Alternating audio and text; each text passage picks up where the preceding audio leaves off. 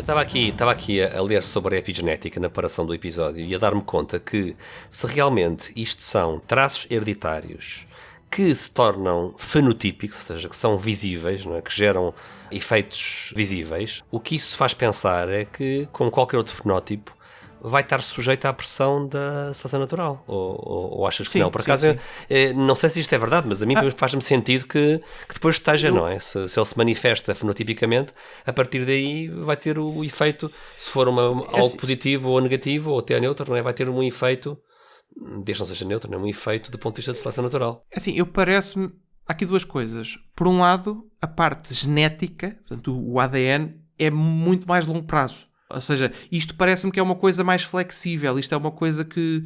Flexível no sentido de ser uma coisa mais curto prazo. Ou seja, mais temporário, os efeitos positivos ou negativos... Podem desaparecer, estes efeitos epigenéticos positivos ou negativos, parece-me que tendencialmente podem desaparecer com muito mais facilidade do que o genoma. Ou seja, enquanto uma coisa genética fica lá, não é? Porque tem uma série de mecanismos de proteção que vão fazer com que a tendência seja aquele pedaço de código estar sempre lá. Isto são coisas muito mais voláteis e que, embora possam passar de pais para filhos, não sei até que ponto... Pronto, mas também não sou da área, não é? Não sei Gonçalo, eu acho que são tão permanentes. o melhor exemplo do caráter temporário destes fenómenos epigenéticos, tu já tocaste um pouco nele.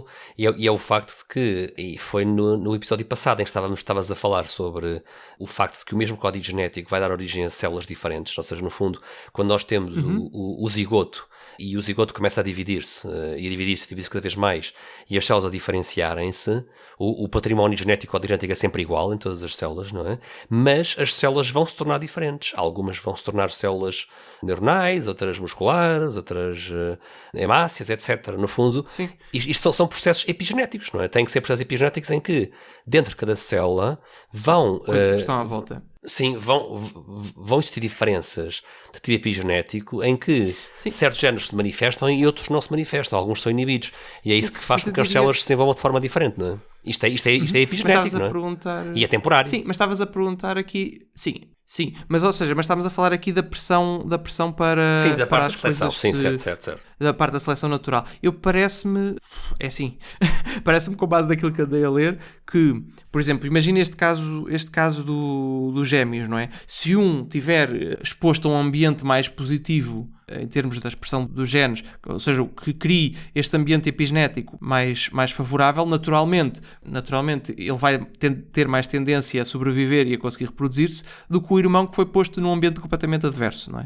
Naturalmente. Portanto, ou seja, parece-me que estas características têm tendência, podem exercer pressão no sentido da seleção natural pelo facto de facilitarem a reprodução de certos indivíduos, mas eu não sei se as características em si têm tendência a ser passadas a permanecer de umas gerações para as outras, ou seja, mesmo que sendo hereditárias, parece-me que é uma coisa muito mais volátil do que a parte do ADN. E é claro que isto afeta a evolução, não é? Porque o facto de teres uma população de indivíduos que está exposta a um certo ambiente, naturalmente, o ADN dessa população que se está a desenvolver de uma forma mais positiva por causa do ambiente, vai ter mais tendência a propagar-se do que o ADN da outra população vizinha que não tem este bónus, digamos assim, mas o facto de teres o ambiente que dá este bónus e que facilita aquele código genético a propagar-se não significa que o bónus em si tenha tendência a permanecer de umas gerações para as outras. Ou seja, parece-me que no fundo são aqui duas camadas, não é? A camada de longo prazo que está no ADN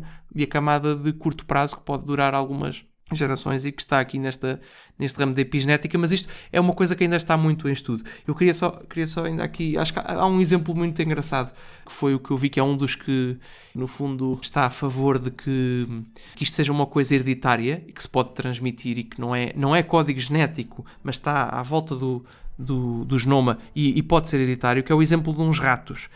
Fizeram as pessoas, sabes como é que é para estudar estas coisas, as pessoas muitas vezes são bastante maldosas para os ratos, mas é assim, eram uns ratos que eram expostos a aroma de frutos vermelhos, portanto uma coisa boa e que faz lembrar comida e que portanto eles ficam, em princípio, evoluíram para ver aquilo como uma coisa boa. Eles eram expostos a esse aroma e quando se dava essa exposição, dava-se um choque elétrico no rato. Portanto, uma coisa traumática. Tu imagina, cheiras, sei lá, laranjas, imagina, sempre que cheiras laranjas dão-te um choque. Pá, tu às tantas, sempre só de sentires o cheiro da laranja vais começar a ficar nervoso. Portanto, e é o que acontecia, não é? Era o que acontecia. Portanto, os ratos faziam esta experiência com eles, davam um cheiro de frutos vermelhos, davam-nos um choque e, pá, e às tantas, quando só de dar o cheiro mesmo sem dar o choque, eles já entravam em pânico, não é? Naturalmente.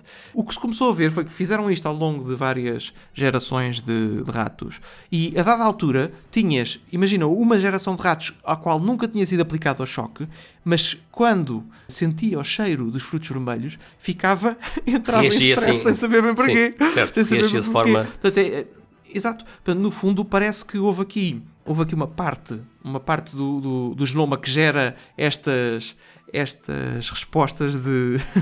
que regula estas respostas de stress e que foi amplificada face à sensação deste cheiro. Pá, eu não sei explicar aqui exatamente o processo, não é? Mas parece que é uma característica que se manteve de umas gerações para as outras, mesmo nos ratos que nunca tinham sido expostos à parte do choque. Então, é interessante, este é um dos argumentos que eu vi em vários sítios e que está a favor de ser uma característica hereditária. Depois há outros que discordam disto e que questionam estas experiências, como é natural, não é?